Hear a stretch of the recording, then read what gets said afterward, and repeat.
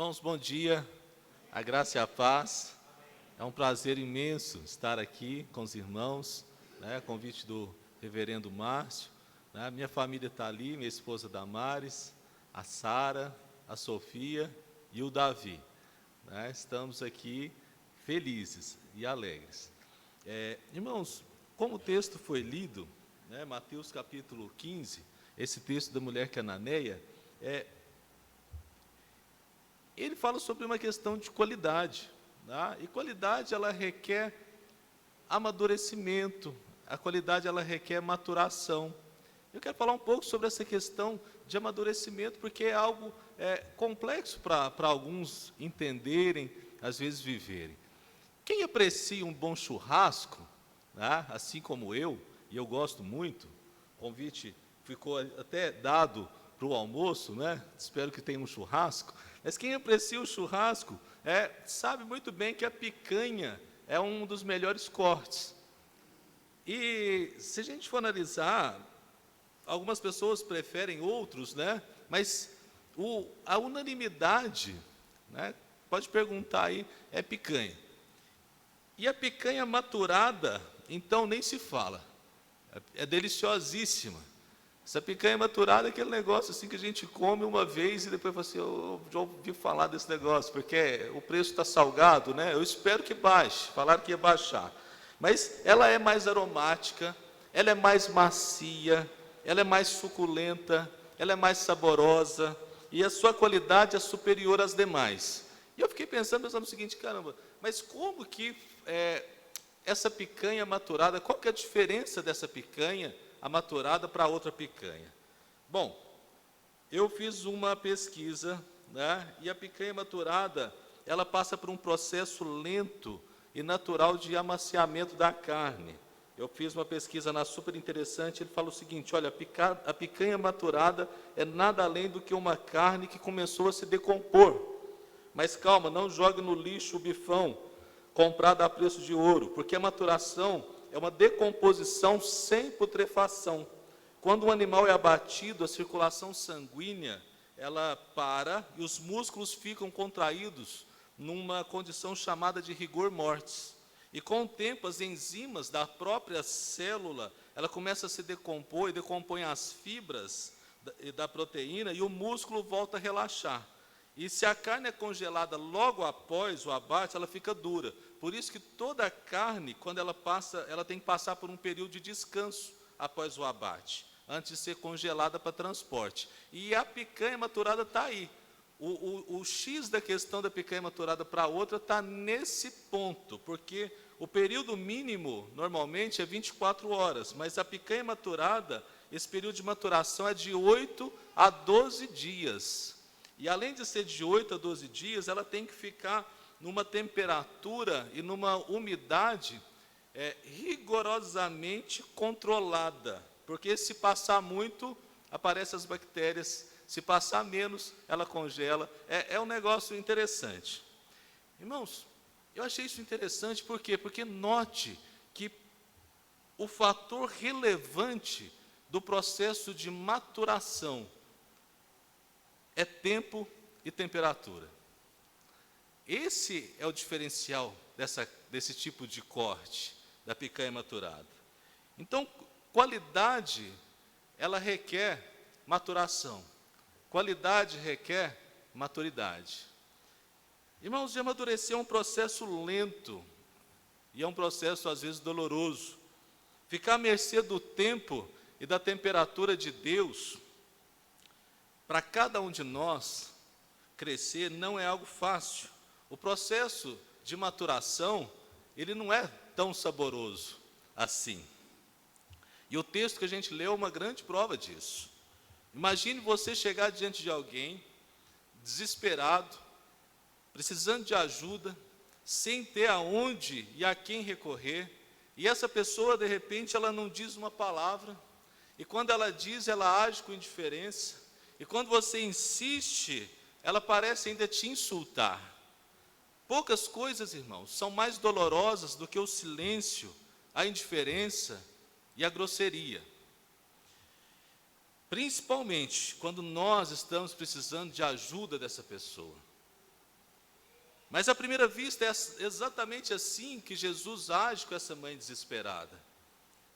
Primeiro o Senhor fica aparentemente inerte, sem abrir a boca. Eu fiz, meu estudo foi na NVT, mas eu vou ler aqui, 15, 21 a 23. Saindo daquele lugar, Jesus retirou-se para a região de Tiro e Sidom, e uma mulher cananeia, vindo dali, veio e gritou: Senhor, filho de Davi, tem misericórdia de mim. Minha filha está endemoniada, está sofrendo muito. Mas Jesus não lhe respondeu palavra. O silêncio. Em segundo, Jesus parece total indiferença, olhando por cima do ombro. Versículo 24, ele respondeu: olha, eu fui enviado apenas às ovelhas de Israel. Em terceiro, ele sugere insulto. Se isso não for insulto, é no mínimo uma palavra deselegante, aparentemente. A mulher veio, adorou e disse: Senhor, ajuda-me.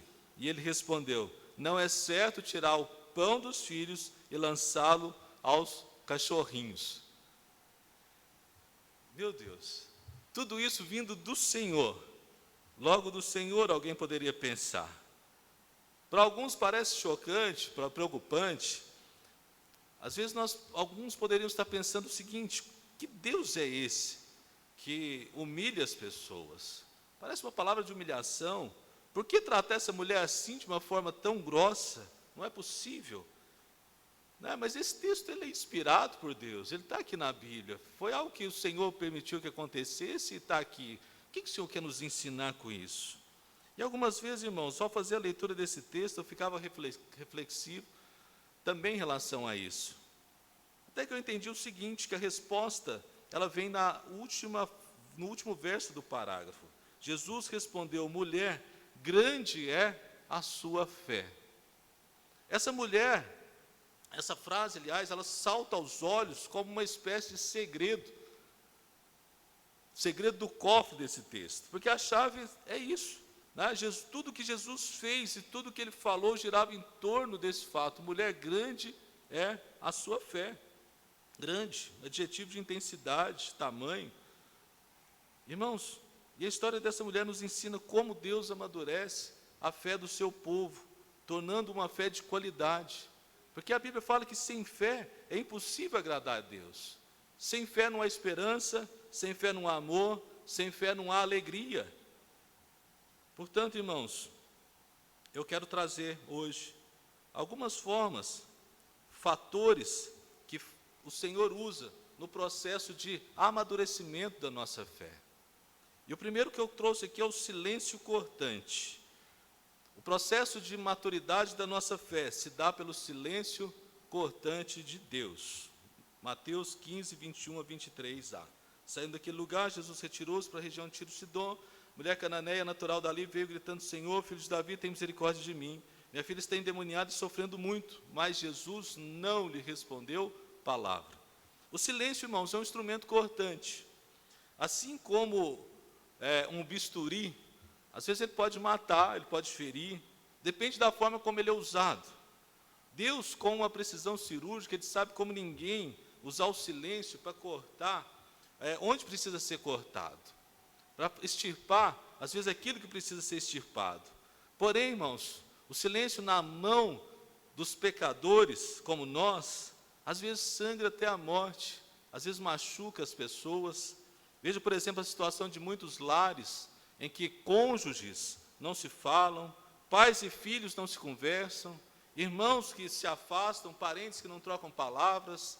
E a gente traz isso, às vezes, para o contexto até de igreja. Pessoas que não se falam, entre amigos, no trabalho e em toda parte. Homens e mulheres se silenciam por crueldade. Muitas vezes é pelo temor de serem expostos. Quanto mais eu falo, mais exposto eu fico. Então vou falar, não vou falar. Ferem com silêncio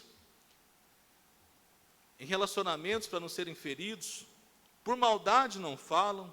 Fazem greve de fala por pirraça, vingança, crueldade.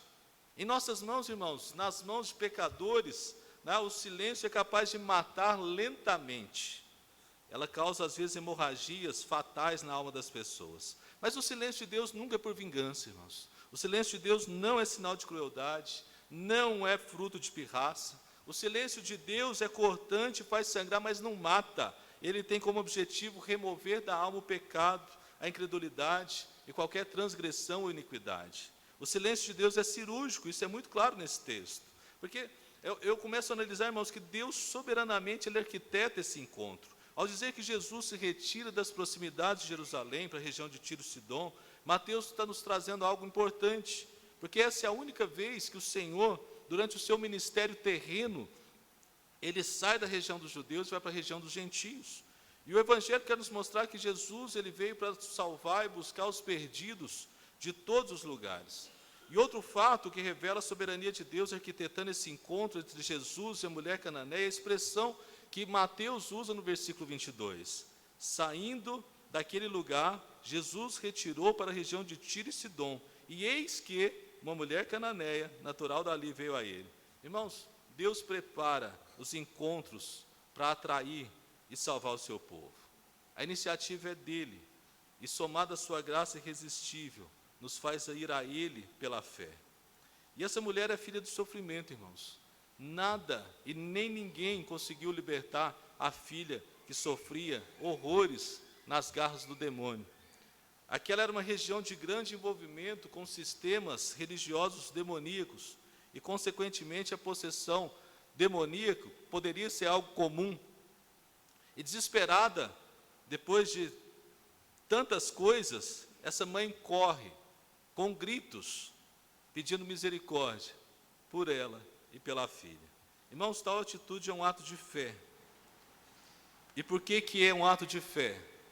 Porque, irmãos, aquela mulher ela não era judia, aquela mulher era gentia, ela era cirofenícia, né? E na região de Canaã, cada grupo tinha sua divindade específica. Essa mulher, portanto, desde criança, ela tinha sido ensinada que o Deus de outro povo jamais ouviria a súplica dela. Ela ia pedir para o Deus dela. E Jesus era o Salvador judeu, não era gentio. Astarote provavelmente era a deusa dela. Portanto, todos deveriam tê-la desencorajado, dizendo que ele não a ouviria, que ele não a atenderia. Mas essa mulher cananeia, contra a cultura do seu povo, contra a conversa dos seus pares e contra a controvérsia na sua cabeça, ela dá um passo de fé em direção a Jesus. Com fé, irmãos, ela vai na pessoa certa, no versículo 22. Ela vai no lugar certo, que é aos pés de Jesus. E ela vai com a postura certa, ela vai pela fé. E ela vai na hora certa, que ela vai correndo. E ela vai com a motivação certa, que ela vai buscando misericórdia. Irmãos, e note, porém, que mesmo fazendo tudo certo, olha a reação do Senhor. Versículo 23. Mas Jesus não lhe respondeu palavra. Como assim? Que contraste! Como Deus é capaz de responder com um silêncio absoluto a uma reação de fé de uma mulher como essa? Mas Deus age assim, irmãos. E sobre o silêncio de Deus, eu acho interessante que o pastor presbiteriano escocês, Samuel Rutherford, do século XVII, ele escreveu algo interessante. O silêncio de Deus é o ingrediente mais amargo que o cristão tem que beber no cálice do seu sofrimento. Ele é para o cristão o que há de mais próximo do inferno na terra. Irmãos, eu achei isso interessante porque Lutero também traz uma expressão, numa carta que ele escreve para sua esposa, ele fala o seguinte: olha, estou com medo diante do tamanho silêncio de Deus. Irmãos, o silêncio de Deus é cortante, mas apenas para os filhos de Deus. O silêncio de Deus é cortante porque ele já nos diz uma coisa sobre a razão do silêncio. O descrente ele não se importa com o silêncio de Deus. Ele tem autoconfiança suficiente para seguir com a sua própria vida. Se tudo lhe for bem, se todos os seus sonhos forem sendo conquistados, conforme o planejado, o ímpio nem nota a falta de Deus. Ele nem fala com ele. A voz de Deus não faz falta quando a gente está cheio de si. Quando as vozes desse mundo instruem e despistam, quando as migalhas dessa vida nos satisfazem, quando as trivialidades dessa cultura nos divertem, quando se é confiante demais de que se sabe bem para onde a gente vai sozinho. Nosso coração é cheio de ídolos, como diz Calvino, e cheio de ídolos, irmãos. Às vezes o nosso coração nem nota o silêncio de Deus. Mas com o cristão, irmãos, quem busca o Senhor não é assim. Ele não só nota, mas ele sofre, e sofre muito com o silêncio de Deus. O silêncio de Deus corta a alma, pois ela precisa ouvir a voz de Deus, para instruir a mente, para nos dirigir os passos, para nos edificar a alma, para nos alegrar o coração. A voz de Deus, ela é indispensável para o cristão. Quando Deus faz silêncio, irmãos, assim como essa mulher cananeia, no nosso contexto, o cristão, ele não dá as costas para o Senhor. Ele não abandona as disciplinas espirituais, ele não deixa a fé e nem a igreja. Ele sabe que sem a voz de Deus ele morre. Então o que ele faz? Quanto mais silêncio, mais clamor. E assim a gente aprende com essa mulher. Quanto mais silêncio, o Senhor se silenciou, ela insistiu mais. Quanto mais silêncio, mais consciência de que sem Deus nós e aqueles que nós amamos morrem sofrendo. A verdadeira fé, irmãos, a fé de qualidade, ela não vira as costas para Deus. Diante do silêncio, a fé clama por mais e mais comunhão. O cristão verdadeiro prefere uma palavra de disciplina a um segundo de silêncio do Pai. Irmãos, diante do silêncio do Senhor, eu preciso clamar. O silêncio nos amadurece a nossa fé, porque ele não serve para nos esfriar. Pelo contrário, ele serve para que nós possamos, às vezes, termos extirpados da nossa alma aquilo que está nos impedindo de ter uma comunhão maior com o Senhor.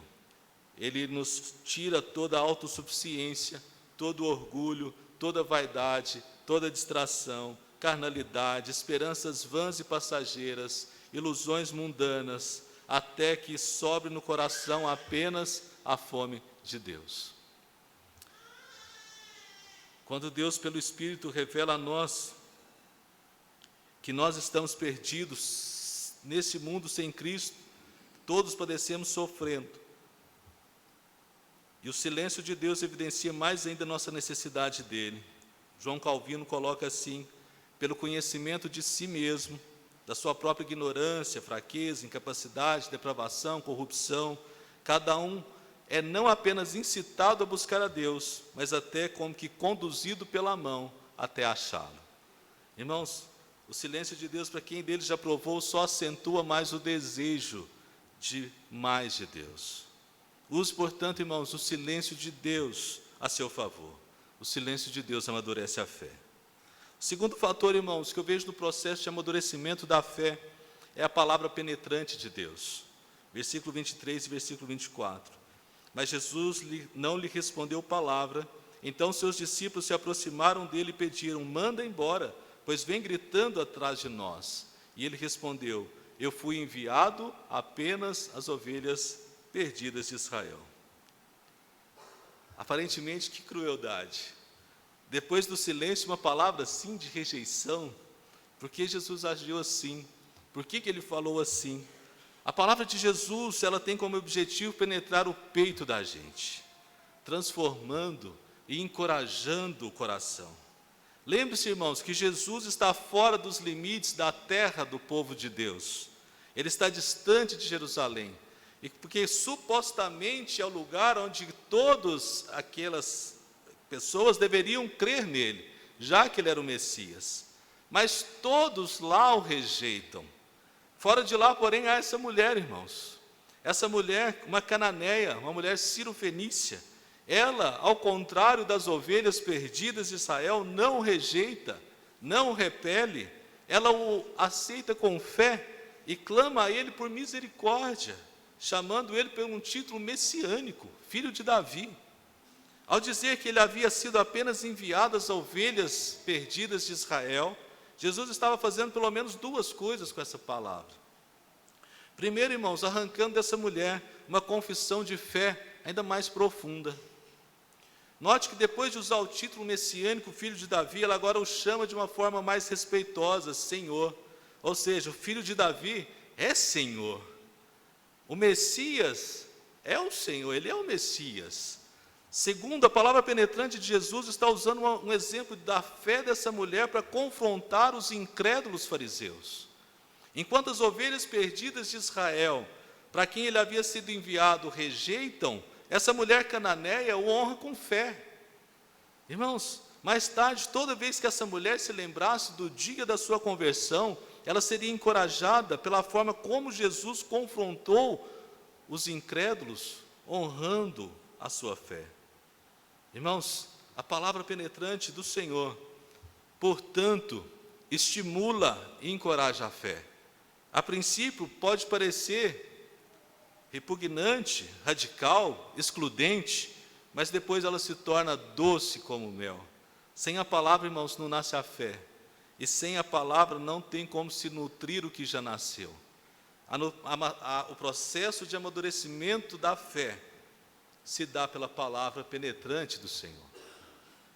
E o terceiro e último, irmãos, fator de amadurecimento da fé, que é o encontro, se dá pela palavra, se dá pela confrontação humilhante de Deus. Versículo 25 a 27. A mulher veio, adorou-o de joelhos e disse: Senhor, ajuda-me. E ele respondeu: não é certo tirar o pão dos filhos e lançá-lo aos cachorrinhos. E disse ela, porém: sim, Senhor, mas até os cachorrinhos comem das migalhas que caem da mesa dos seus donos. E agora? Parece que quanto mais ela fala, pior vai ficando. Primeiro o silêncio, mas ele mostrou o quanto faz a falta a voz de Deus. Depois a palavra penetrante, mas ele estimulou e encorajou a fé dela. E por fim essa humilhação. Afinal, ninguém merece ser chamado de cachorrinho, cão. Como essa confrontação humilhante hoje, né, diríamos até preconceituosa nos tempos de hoje, poderia contribuir para esse processo de amadurecimento da fé. Irmãos, os judeus consideravam os gentios como cães selvagens, pelo estado da alma de pecadores. O problema é que eles se achavam superiores. Jesus, porém, chama essa mulher de cachorrinho, cãozinho domesticado. E em vez de se ofender, ela aceita o termo e vai além, dizendo que como tal, como um cachorrinho, ela merecia pelo menos uma migalha do evangelho que as ovelhas de Israel estavam desperdiçando. Essa mulher cananeia, irmãos, ela reconhece a profundidade da impureza do seu coração. Por isso ela aceita ser chamada de cachorrinho. Ela sabe que o seu coração é sujo, por isso não merece estar à mesa de um Deus tão puro e santo. Mas quando ela admite ser suja e pecadora, o Senhor a purifica e a coloca na mesa. Veja, irmãos, como é lindo esse quadro. A mulher veio, adorou de joelhos e disse: Senhor, ajuda-me. E ele respondeu: não é certo tirar o pão dos filhos e lançá-lo aos cachorrinhos. Disse ela, porém: sim, Senhor, mas até os cachorrinhos comem das migalhas que caem da mesa dos seus donos. E Jesus respondeu: mulher, grande é a sua fé, seja conforme você deseja. E naquele mesmo instante, a sua filha foi curada. Irmãos, que lição! E a lição é que para ser exaltado pela graça de Deus é preciso primeiro que se humilhe debaixo da sua poderosa mão. Como disse o apóstolo Pedro, 1 Pedro capítulo 5, versículo 6, para ser salvo e restaurado. Algo vindo da graça de Deus, é se eu preciso confessar o meu pecado e clamar pelo perdão do Senhor. A graça de Deus é maravilhosa, irmãos. O que levou essa mãe a Jesus foi o problema da filha. No entanto, perceba, irmãos, o problema da filha só foi tratado depois. O que levou essa mulher a Jesus foi o problema da filha, mas a filha só foi tratada depois. Primeiro, irmãos, Jesus tratou o coração dessa mãe. O coração da mãe tinha que ser tratado primeiro. O Senhor primeiro transformou essa mulher e depois tratou da filha dela. Nós podemos tirar algumas lições disso, irmãos. Aplicar isso para as nossas vidas. Os problemas que nós levamos a Deus nem sempre são as prioridades de Deus. Por mais que elas sejam legítimas e sejam caras para nós. Primeiro o Senhor trata é o nosso coração. E não se esqueça, irmãos, talvez o problema vai te levar ao Senhor, mas o Senhor, às vezes, Ele vai tratar de outras áreas, porque Ele precisa tratar aquilo que está aqui dentro. Nossos filhos, cônjuges, parentes, amigos, igrejas, vão ser tratados na medida em que nós formos pessoalmente sendo tratados. E sendo um dom de Deus, irmãos, é Ele mesmo que faz nascer, e é Ele mesmo que amadurece a nossa fé. Portanto, irmãos, a maturação da fé se dá pelo silêncio cortante de Deus, porque Ele nos ensina a viver pela fé, desejando mais de Deus. A maturação da fé, no processo de amadurecimento, se dá pela palavra penetrante de Deus, porque ela estimula e nos encoraja a fé. E o processo de amadurecimento da fé se dá pela confrontação humilhante de Deus, porque exalta com graça a nossa fé. Irmãos, que o Senhor nos abençoe e que nós possamos ter uma fé cada dia mais de qualidade. Amém? Deus abençoe, irmãos.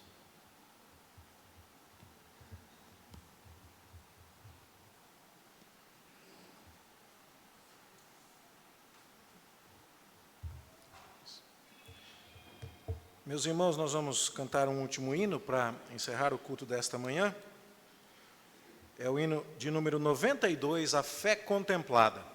Suponho que a igreja não conheça, e é hora de cantar pela fé.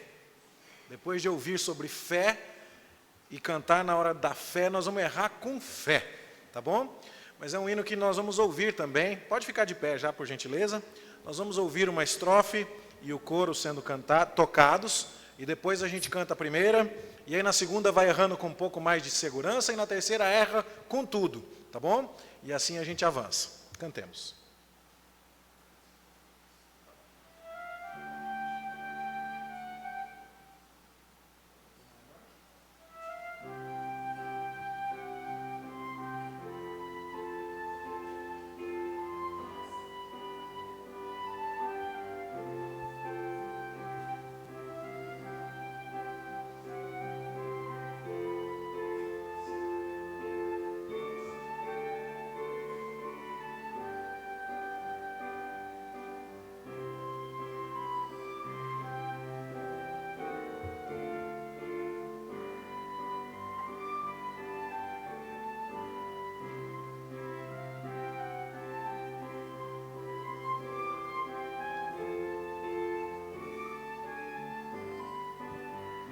Vamos lá, com fé. Deus promete grandes coisas conceder a qualquer que peça, crendo que há de obter, esperando sem na fé enfraquecer. O Senhor a fé contemplará. Tua fé, Jesus, contemplará.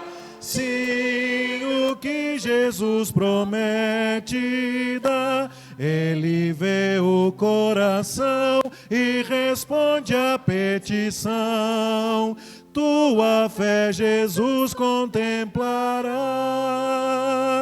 Quantas maravilhas Deus realizou por alguém que firme nele confiou e que da promessa em nada duvidou. O Senhor a fé contemplará. Tua fé, Jesus, contemplará. Sim, o que Jesus promete dá. Ele vê o coração e responde à petição. Tua fé, Jesus, contemplará.